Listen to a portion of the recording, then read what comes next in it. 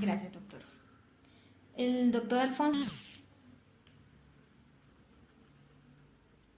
¿su profesión es? Médico.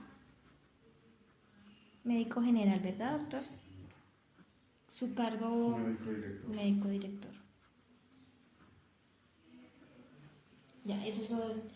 Yo le puedo hacer preguntas como por lo menos en sí el tipo de pacientes que manejan el doctor.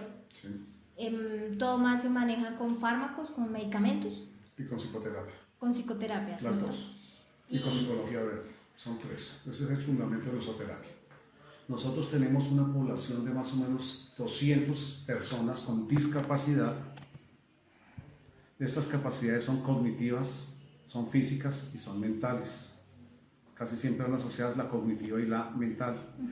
Tienen manejo médico por psiquiatra, tienen acompañamiento psicoterapéutico por el equipo interdisciplinario de psicóloga, trabajadora social, terapeutas del tipo ocupacional, del tipo física, y tenemos un grupo de talleristas que nosotros simplemente son profesionales o son tecnólogos que se dedican a artes como telares, manualidades, técnicas agropecuarias y demás. Enfermera, que es la encargada del manejo y suministro de los medicamentos, y auxiliares de enfermería.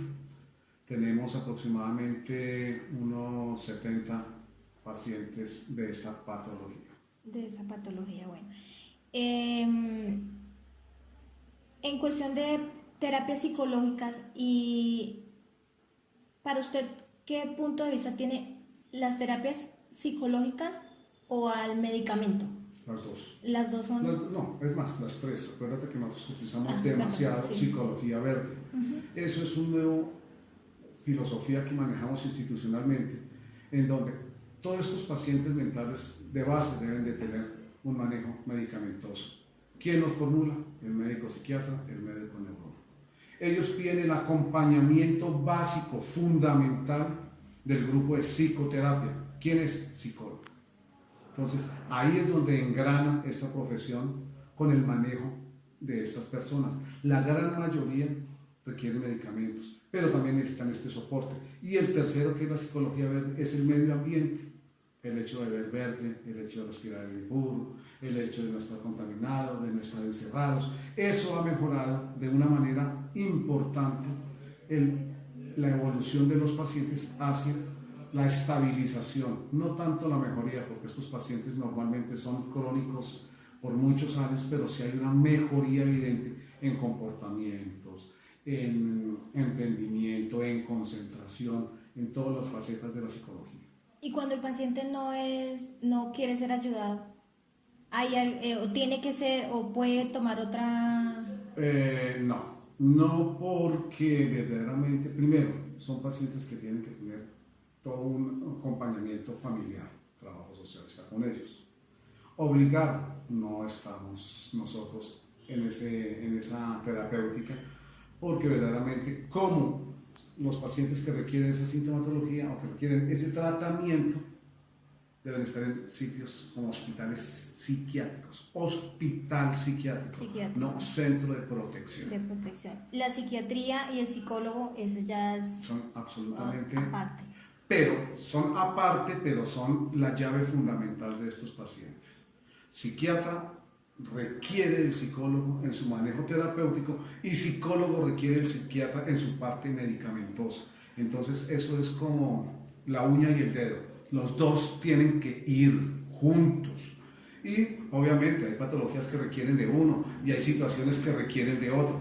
Pero en términos generales, estos pacientes institucionalizados, eso van agarraditos uno del otro. Es un engranaje perfecto. Doctor, otra pregunta que le... bueno, como usted me decía, hay desventajas y ventajas en la terapia psicológica y en utilizar fármacos.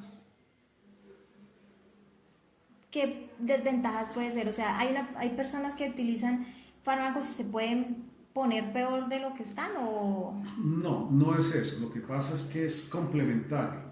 El medicamento, vamos a hablar de un ansiolítico. ¿Qué hace un ansiolítico? Disminuye la agresividad, disminuye la tensión. Pero ¿qué pasa? permanentemente no se dan a suministrar. ¿Se pueden volver dependientes a ese fármaco? Verdaderamente, más que dependencia, es la necesidad médica que ellos requieren. Dependencia como tal, sí hay medicamentos que producen la adicción, pero claro que sí, y básicamente son para estos pacientes. Pero aquí está la necesidad imperiosa de que prima más el beneficio que la complicación. Y verdaderamente estamos hablando de que son medicamentos para conciliar el sueño, son medicamentos que se requieren, pero verdaderamente efecto secundario entre una y otra no. Yo siempre veo eso como un complemento. ¿Qué veo? Que si hay psiquiatra y no está acompañado en pacientes de una... Doctor, una pregunta que le quiero hacer. Para usted, ¿qué es la salud mental? La salud mental es el componente integral de únicamente nuestro componente psicológico de la psiquis, la parte psiquiátrica, la parte psicológica. Salud es el bienestar integral de las personas, tiene muchos componentes. Salud es bienestar. La falta de salud, pues es enfermedad. Sí. Cuando hablamos de mental, únicamente nos estamos refiriendo a la parte de la psiquis, que es una cuestión absolutamente compleja y demasiado densa, pero que se requiere tener muy claro un conocimiento profundo para poder evaluar, para poder diagnosticar y para poder medicar a estos pacientes. No es lo mismo un paciente con un trastorno mental que un paciente con un trastorno neurológico, aunque los dos están en la cabeza.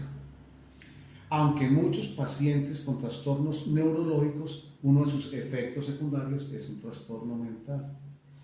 Ejemplo, un paciente que tiene un trauma craneoencefálico, se golpeó la cabeza, él como secuela puede tener un trastorno mental. Muy diferente al paciente que de siempre ha tenido una esquizofrenia, y él sí es un paciente netamente mental. Súmale ahora que la salud mental es tan importante que una de las principales patologías que se encuentran en este momento es la depresión, secundaria al estrés. ¿Y que genera el estrés? El día a día de cada uno de nosotros.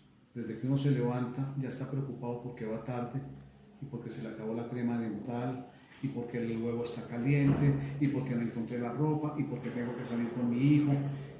Y se está formando un globo de preocupaciones que no son las 9 de la mañana y tú ya estás cansado del día a día. Eso se llama el día a día, el estrés.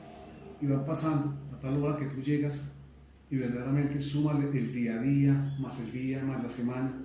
Sencillamente tú vas a entrar en un estado de ansiedad. La ansiedad, ¿con qué lleva? Eso ya es un estado mental, no es una enfermedad. Aunque si hay un diagnóstico y hay un tratamiento médico, pero ahí se requiere el conjunto, el binomio psiquiatría-psicología. Gracias, doctor. Otra pregunta, pues ya las dos últimas. Cuando una persona tiene adicción a las sustancias psicoactivas, ¿puede desencadenar un trastorno mental? O sea, las personas, cuando hablo de sustancias, son... Las enfermedades psicoactivas, que es el consumo de drogas, que es el consumo de alcohol, obviamente conllevan a unos trastornos mentales importantes. Verbigrasa, el cannabis, la marihuana. La cannabis, ¿qué produce? Estados de euforia, estados de ansiedad, estados de plenitud y después estados de depresión. Cuando tú ves los muchachos que empiezan a reírse, están felices, activos, y de un momento a otro caen. La cocaína, un efecto totalmente dañino, en donde hay una efusividad y el hombre inmediatamente se encuentra súper activo, súper acelerado. Llega el momento en que ya empieza a crear dependencia, que es la gravedad de estas enfermedades de psicoactivas, que llaman sustancias psicoactivas dependientes. Obviamente que al cabo de tanto producir, de tanto consumir, van produciendo efectos secundarios en todo el aspecto, y el cerebro no es la excepción de que estas sustancias vayan afectando. Volvemos a lo mismo, pacientes que consumen bazooka, que consumen boxer, todo lo inhalan al pulmón. ¿El pulmón qué hace? Nos da el oxígeno para que nos irrigue todas las neuronas del cerebro. Si se nos daña el pulmón, ya no hay tanta oxigenación en el cerebro y se producen enfermedades mentales orgánicas. O sea que en todas las circunstancias sí pueden haber afección mental y neuronal. Neuronal, gracias. Bueno, ya me decía que el suministro de fármaco y de la terapia, usted me decía que van encadenados. Perdón. O sea, sí, van en... Sí, van o sea, encadenados, puede ser... pero también hay situaciones en donde la psicología tiene que manejar sus pacientes por la parte de comportamientos. Por ejemplo, a un muchacho hiperactivo. Un muchacho hiperactivo no es un manejo psiquiátrico, es un manejo más de psicología. Hay patologías que sin ser de ambos, se requiere un concurso de ambos, pero después una delimitación. Esto es lo mío, esto es lo mío. La esquizofrenia, psiquiatra. Comportamentales, la parte de psicología. Y así hay muchas patologías que no es que tengan que ir siempre cogidas de la mano, pero el comienzo tiene que ser completo. Por eso tiene que ser integral el manejo. Cuando uno habla de manejo psicosocial, estamos hablando de psiquiatra, psicólogo, estamos hablando de trabajadora social, estamos hablando de familia, estamos hablando del entorno en donde se desenvuelve esa persona, o lo que tú haces, o lo que el paciente hace, el comportamiento de los niños. Hemos visto ahora que ya los niños tienen lo que se llama el cutting, que es cortarse las venas de mentirita, o sea, es únicamente cortarse la piel. Eso ya puede ser un intento de suicidio. Entonces hay una gran diferencia entre el cutting y el intento de suicidio. Intento de suicidio, psiquiatría.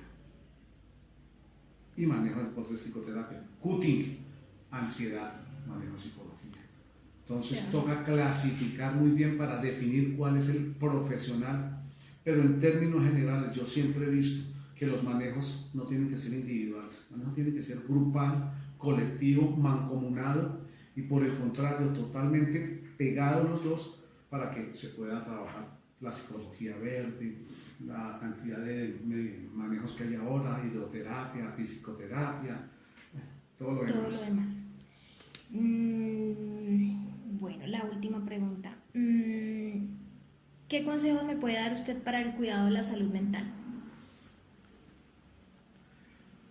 Los cuidados pues son tan de salud integral, porque verdaderamente pues la salud mental es secundaria a una mala educación desde el hogar.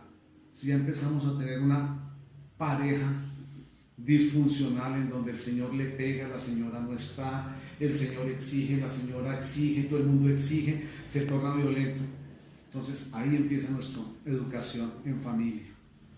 En el colegio, los famosos bullying, que empiezan a ofender a los niños, que empiezan a tratarlos mal, a decirle gordo, a decirle fea, a decirle alto, a decirle flaco, a ofenderlos. Date cuenta que esa salud empieza desde el mismo momento en casa.